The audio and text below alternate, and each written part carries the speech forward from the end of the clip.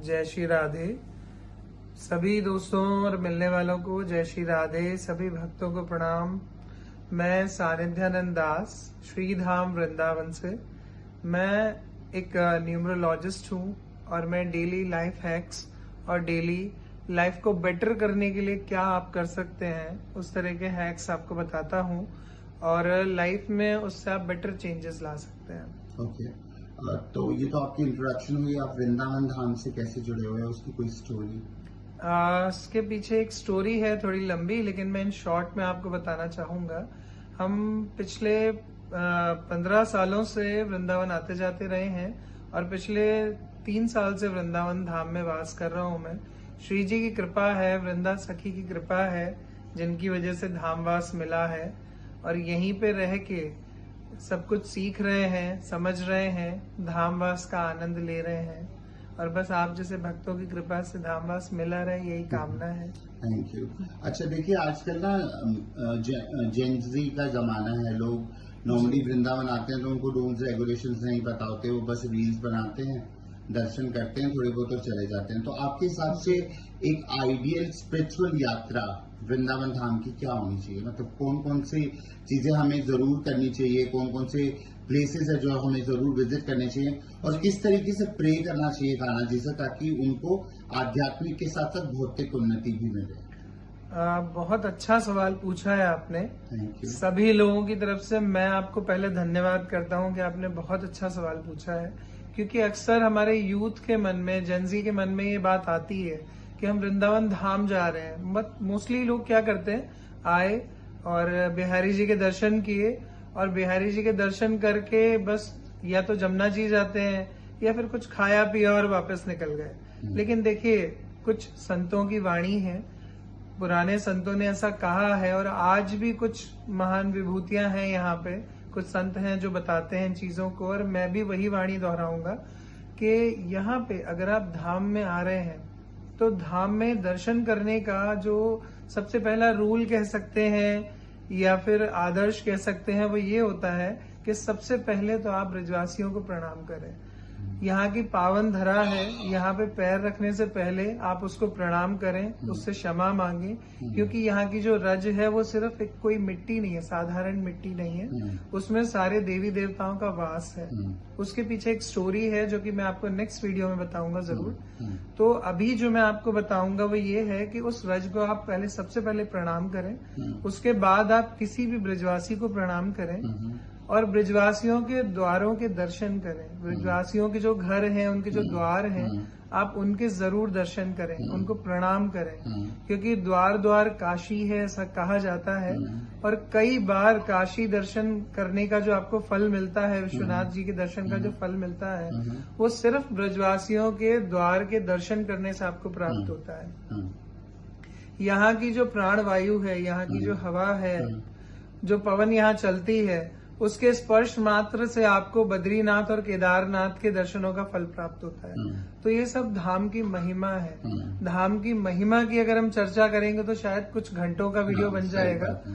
तो in short में आपको सब बताता हूँ, क्योंकि हमारा टॉपिक अभी कुछ और है और टॉपिक के हिसाब से हम चल रहे हैं। तो मैं आपको बताना चाहूंगा कि ये करने के बाद, मतलब इन तीनों को प्रणाम करने के बाद आप जमुना जी जाए, जमुना जी को प्रणाम करें, आचमन करें, और अगर आपके पास समय है तो आप स्नान भी करें। आप स्नान जरूर करें वहां पे, उसका आपको बहुत पुण्य लाभ होता है, जो कि मैं आपको जरूर बताऊंगा एक बार। तो उसके बाद आप फिर बिहारी जी दर्शन करने जाएं, वल्लभ जी जाएं, रमन जी जाएं, या किसी भी स्थान पर जाएं, जहां भी आप जिस भी स्थान से जुड़े हैं, आपके गुरु महाराज जी के दर्शन करें, अपने जरूर संतों के दर्शन करें। आप राधा कुंड भी जरूर जाएं। एक बार राधा कुंड हमें जाना चाहिए और थोड़ा समय निकाल कर जाना चाहिए कि वहां 10 मिनट बैठें। आप गोवर्धन की परिक्रमा अगर आप पैदल कर सकते हैं तो बहुत अच्छी बात है। नहीं कर सकते अगर आप पैदल, तो आप ऑटो से, रिक्शा से या अपने किसी पर्सनल व्हीकल से, जैसे भी करना चाहते हैं वैसे करें। राधा कुंड में कुछ देर के लिए बैठें, आचमन करें, स्नान करें यथा संभव हो सके तो ये सब क्या है, एक आदर्श यात्रा के अनुभव भी हैं और आवश्यकता भी है, और ये रूल्स भी हैं, आप ये कह सकते हैं। लेकिन क्या है कि हमारे यूथ को ये लगता है कि रूल्स के अकॉर्डिंग चलना बड़ा टिपिकल है। तो मुझे लगता है मैंने जो आपको बताया उसमें कुछ बहुत ज्यादा टिपिकल नहीं है। It's very easy to do, है ना। आप आसानी से इस तरह से दर्शन भी कर सकते हैं। ठाकुर जी के दर्शनों का पूरा लाभ मिलता है आपको। और आखिरी में मैं आपसे जरूर निवेदन करूंगा कि गोपेश्वर महादेव जी के दर्शन आप लोग जरूर करें। हाँ, नॉर्मली लोग छोड़ देते हैं, क्योंकि गोपेश्वर महादेव जी के दर्शन करने से यहाँ के दर्शनों की आपकी साक्षी माना जाता है, आपकी हाजिरी लग जाती है। ठाकुर जी के पास आपकी हाजिरी लग जाती है, वो मेरी साक्षी हाजिरी देते हैं। आप लगवा देंगे गोपेश्वर जी महादेव? बिल्कुल। अच्छा, एक चीज जो मैंने यहाँ पे नोटिस की है कि बहुत सारे ऐसे साधु, बहुत सारे ऐसे संप्रदाय हैं, जी। अलग अलग संप्रदाय हैं जिनका हम लोगों को नाम नहीं पता होता नॉर्मली। जी। इवन उनके तिलक भी अलग है, उनकी शायद भक्ति और पूजा करने की तरीका भी शायद अलग होगा। जी। तो एक के बारे में मैंने सुना है काफी कि वो तटीय स्थान है, एक मैंने सुदामा कुटी के बारे में सुना है। जी। तो इन प्राचीन जगहों के बारे में जहाँ लोग नहीं जा पाते हैं इतना, उनके बारे में थोड़ा सा बताएं ताकि व्यूअर्स को पता चले कि वहाँ क्या स्पेशल है। देखिए, आपने बहुत अच्छा सवाल दोबारा किया है और मैं आपको साधुवाद देता हूँ इन अच्छे सवालों के लिए भी। और साथ ही मैं आपको ये बताना चाहूंगा कि तटीय स्थान बहुत पुण्य स्थान है। तटीय स्थान के लिए आज ये कहा जाता है और शुरू से ये माना जाता रहा है, यहाँ की प्रचलित दंत कथाएं हैं कुछ, और उनके हिसाब से भी मैं कहूँ, संतों की वाणी की बात करें तो संतों की वाणी है कि वहाँ पे आज भी कलयुग का प्रवेश नहीं है, क्योंकि वहाँ पे मॉडर्निज्म नहीं दिखाई देता। आज भी यदि आपने तटीय स्थान के कभी दर्शन किए हो तो तटीय स्थान के दर्शन आपने किए होंगे।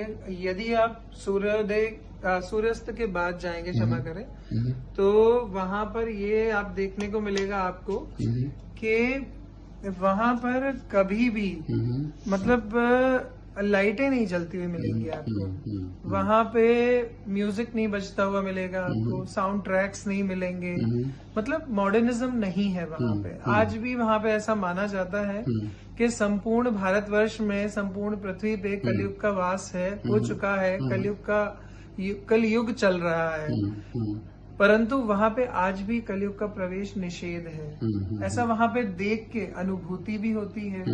वहाँ पे आप जाएं, तटीय स्थान में आप दर्शन करें गुरु महाराज के, वहाँ के स्थान देवता के दर्शन करें, बिहारी जी के दर्शन करें वहाँ पे, और वहाँ की क्या प्रचलित है, वहाँ मतलब तटीय स्थान क्या है, ये वहाँ आप जाएं और एक बार संतों की वाणी से, संतों के मुख से आप जरूर सुने, उनसे पूछें, उनके दर्शन करें। इन सब स्थानों पे जाने के लिए आपको 5 से 10 मिनट का टाइम तो कम से कम रखना ही चाहिए। ये भी पूछना चाहेंगे कि तटीय स्थान कहाँ स्थित है, लोग वहाँ तक कैसे पहुँच सकते हैं? देखिए, तटीय स्थान बहुत आसानी से आप पहुँच सकते हैं। सबसे पहले आपको नगर निगम चौराहे वृंदावन जाना होता है, जहाँ पे रंग जी का मंदिर भी है पास ही में। कात्यायनी मंदिर है, कात्यायनी मंदिर से थोड़ा सा आगे चलते हैं आप तो ऑटो रिक्शा वाले सभी जानते ही हैं यहाँ पे जनरली कि तटीय स्थान कहाँ पे है। परिक्रमा मार्ग में तटीय स्थान है। और आपका दूसरा सवाल था सुदामा कुटी, वो मेरा गुरु स्थान भी है। मैं रामानंदी संप्रदाय से हूँ और रामानंदी संप्रदाय से हूँ और मेरा गुरु स्थान है, इसीलिए वहाँ की बहुत महिमा है मेरे लिए बड़ा पूजनीय स्थान है वो, और वो सभी के लिए बहुत पूजनीय स्थान है। परिक्रमा में जब मोक्ष धाम से आगे केसी घाट से थोड़ा आगे चलते हैं तो उल्टे हाथ पे मोक्ष धाम आता है। मैं एक बात जोड़ना चाहूंगा इसमें कि जब आप परिक्रमा कर रहे होते हैं तो केसी घाट से थोड़ा सा आगे चलते ही आपको मोक्ष धाम दिखाई देता है उल्टे हाथ पे। तो मैं सभी से निवेदन करूंगा कि एक बार वहां पे मस्तक झुका के एक बार जरूर प्रणाम करना चाहिए, क्योंकि धाम का मोक्ष धाम है वो, जिसकी अपनी बहुत बड़ी महिमा है। यहाँ पे मोक्ष की प्राप्ति के लिए, यहाँ पे अपने प्राण न्यछावर करने के लिए लोग आते हैं, यहाँ पे रहना चाहते हैं और ये चाहते हैं कि उनका स्वर्गवास इसी स्थान पर हो, मतलब वो देह त्याग अपनी यहीं पे करें, शरीर त्याग यहीं पे करें। तो शरीर त्याग करने के बाद मोक्ष धाम में ही उनको मुक्ति मिलती है, मुक्ति धाम है वो मोक्ष धाम है। तो इसलिए उसको एक बार जरूर प्रणाम करें, मैं ऐसा निवेदन करूंगा। उससे थोड़ा सा ही आगे सीधे हाथ पे आप चलते हैं तो सुदामा कुटी के दर्शन होते हैं आपको। स्टार्टिंग में परिक्रमा मार्ग में ही सुदामा कुटी मार्ग लिखा हुआ दिखेगा। थोड़ा सा आगे मुश्किल से 200 मीटर चलने पे राइट हैंड पे बड़ा सा सुदामा कुटी का एक गेट दिखाई दे जाएगा आपको। जब आप राइट टर्न करके थोड़ा सा आगे जाएंगे तो उल्टे हाथ पे ही सुदामा कुटी का द्वार बना हुआ है, जो कि इस समय पे जो गुरुजी हैं मेरे सुतीक्षण दास जी महाराज, जो देवाचार्य सुतीक्षण दास जी महाराज हैं, नाभा द्वाराचार्य हैं वो, तो सुदामा कुटी नाभा द्वाराचार्य बन चुकी है। वहाँ पे आप कौशल किशोर भगवान के दर्शन करें, आपको ऐसी अनुभूति होगी कि आप अयोध्या में रामलला के दर्शन कर रहे हैं। वहाँ पे कौशल किशोर भगवान के दर्शन आप जरूर करें। बहुत सुंदर और बहुत ही उत्तम मंदिर बना हुआ है, बड़ा आनंद आता है दर्शन करने में। वहाँ पे आप जरूर जाएं। ठीक है जी, आपका बहुत बहुत धन्यवाद। हम इस सीरीज को कंटिन्यू रखेंगे। ये अभी एपिसोड 1 पार्ट 1 जाएगा, उसके बाद इसके कमेंट्स के बेसिस पे या फिर जो हमारी क्वेरीज हमारी साइड से होंगे हम पार्ट 2 शूट करेंगे। व्यूअर्स प्लीज आप इस वीडियो को अच्छे से देखिए, लाइक सब्सक्राइब करिए और कमेंट जरूर करिए। गुरुजी आपकी सारी प्रॉब्लम्स का सोल्यूशन लेके हमारे चैनल पर दोबारा आएंगे। Thank you so much. जय श्री राम। जय श्री राम।